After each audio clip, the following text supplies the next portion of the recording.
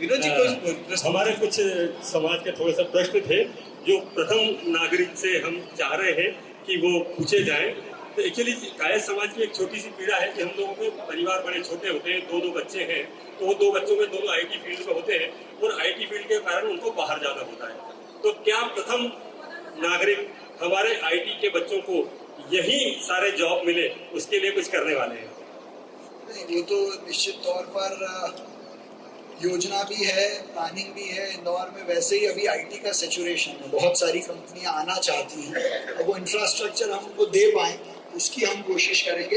एक उसमें technical problem रहती है। अभी जितने हमारे नौजवान दोस्त जिस पैकेज पे पुणे में, बैंगलोर में, हैदराबाद या बॉम्बे में काम करते हैं, वो सेम पैकेज या वो स्टैंडर्ड यहाँ नहीं होता है, इसलिए आने की दिक्कत होती है। इसलिए हम कोशिश करें कि उस स्टैंडर्ड में, अगर आपने देखा हो तो हमने अपना कंटिन्यूस ये कहा है कि बैंगलोर, हैदराबाद से हम कॉम्पीट करें, तो वो कंपटीशन इसी फील्ड की है, बाकी में तो हम वैसे ही आगे नहीं। बहुत शानदार, जोरदार तालियां, बहुत धन्यवाद।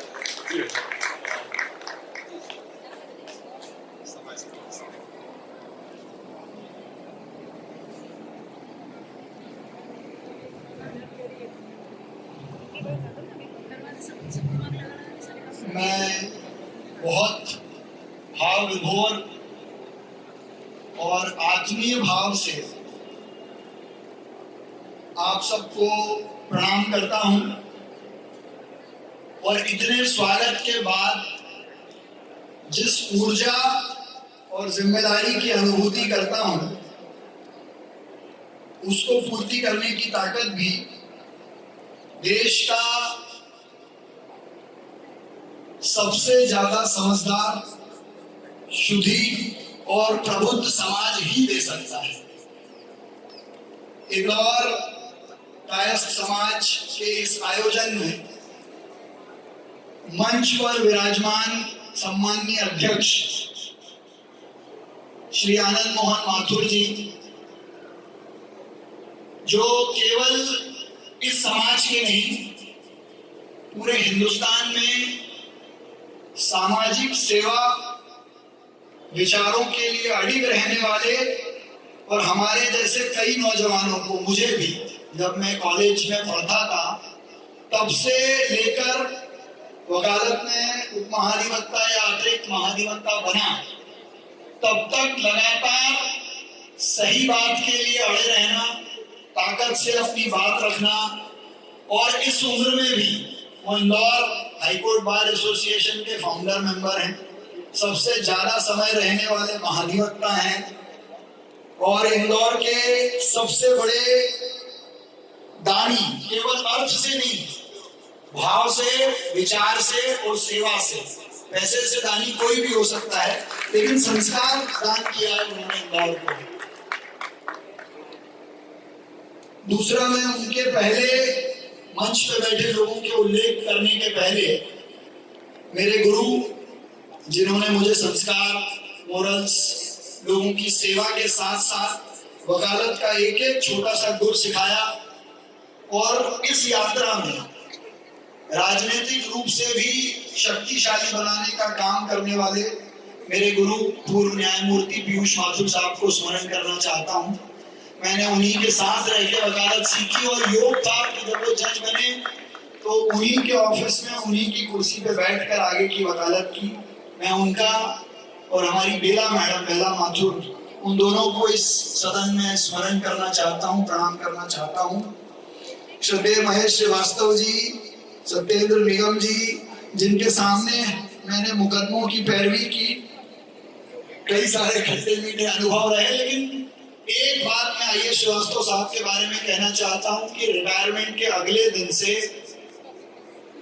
उन्होंने आर्बिट्रेशन के साथ साथ समाज में उनकी जो भूमिका रहे उसको तय करते हुए हर ऐसे वर्ग के कार्यक्रम में वो उपस्थित रहते हैं जो इंदौर को दिशा देने का काम करे। ऐसे आईएएस श्रीवास्तव जी हमारे संगठन के, जिनके प्रांगण में हम हैं, विश्व हिंदू परिषद के हमारे नेता सुशील श्रीवास्तव जी, इस सब के ऊपर भारतीय जनता पार्टी के संगठन मंत्री, कुशल संगठक, इंदौर के पूर्व महापौर।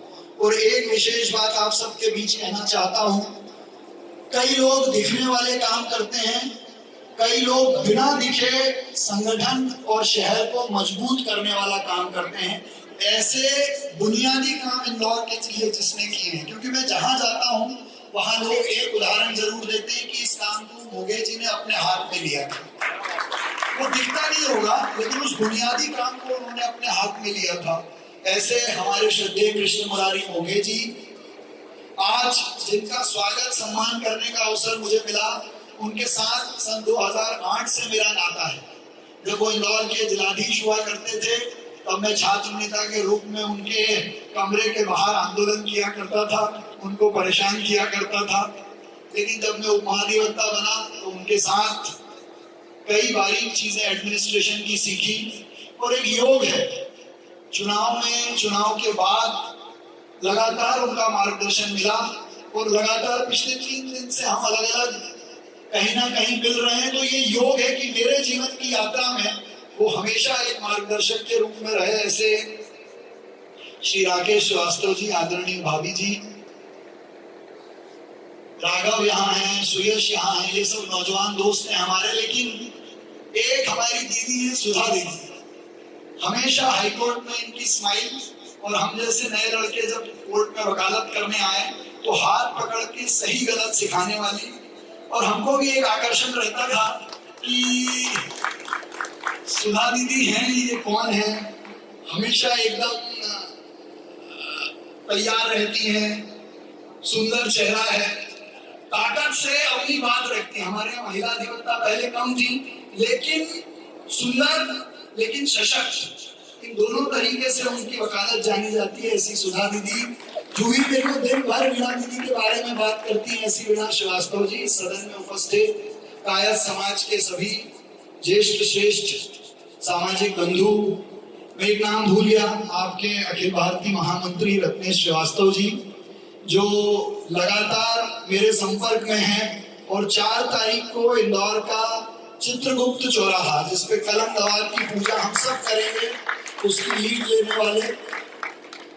मैं एक बात और साझा करूं कि मैं पिछले 10 साल से लगातार जब पीयूष माथुर साहब के घर मिलने जाता हूं अगले दिन, तो कलम दवार की पूजा मैं भी करता हूं।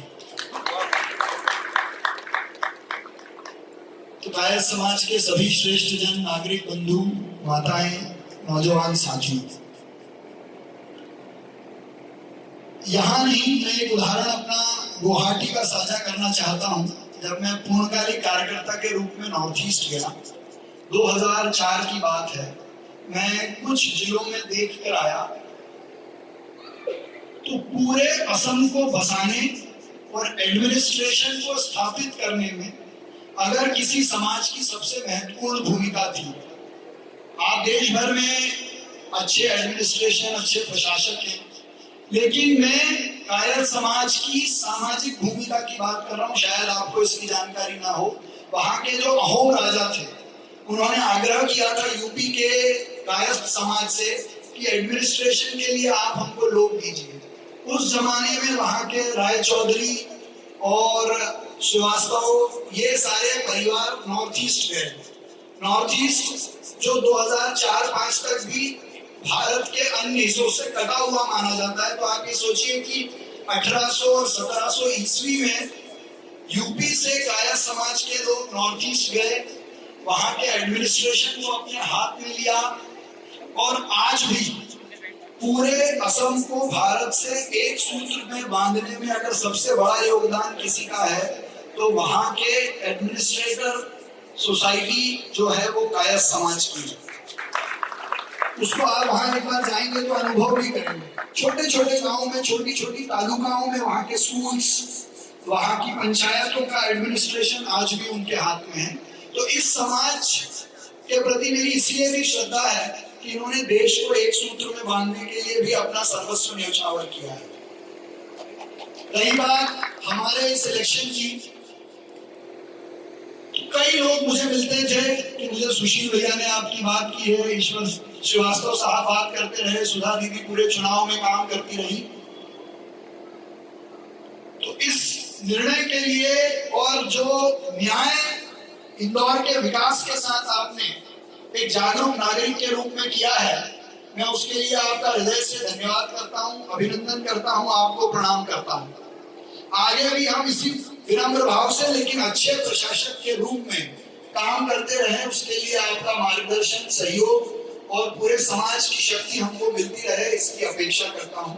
अब मेरे स्वार्थ के 3 काम आपसे बात करता हूँ। एक संकल्प हमने लिया था कि इंदौर को हम ग्रीन सिटी बनाएंगे और 100 सिटी फॉरेस्ट इंदौर में डेवलप करेंगे, जिनको हमने अहिल्यावन नाम दिया था।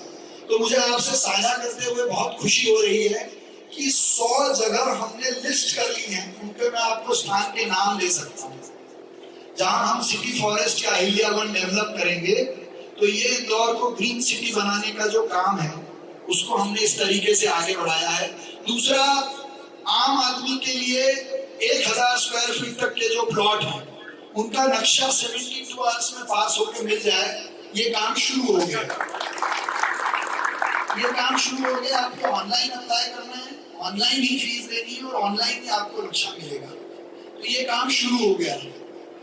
वैसे ही कई सारे नए काम धीरे धीरे हम हाथ में लेने वाले हैं। जितने भी हमारे संकल्प थे उसमें आप जन भावना से, जन स्वीकृति से और जन सहमति से जो काम होंगे उसमें हमारे साथ रहें। जो भी योगदान आपने दिया है उसके लिए पुनः मैं आपको धन्यवाद करता हूँ। पूरे कायस्थ समाज का अभिनंदन और धन्यवाद। मुझे बुलाया, इतना सम्मान दिया जो मेरी जिम्मेदारी को और डबल करता है, मुझे और जिम्मेदार बनाने के लिए अग्रसर करता है। धन्यवाद। जय हिंद, जय भारत। बहुत बहुत आभार पूरे सदन की ओर से।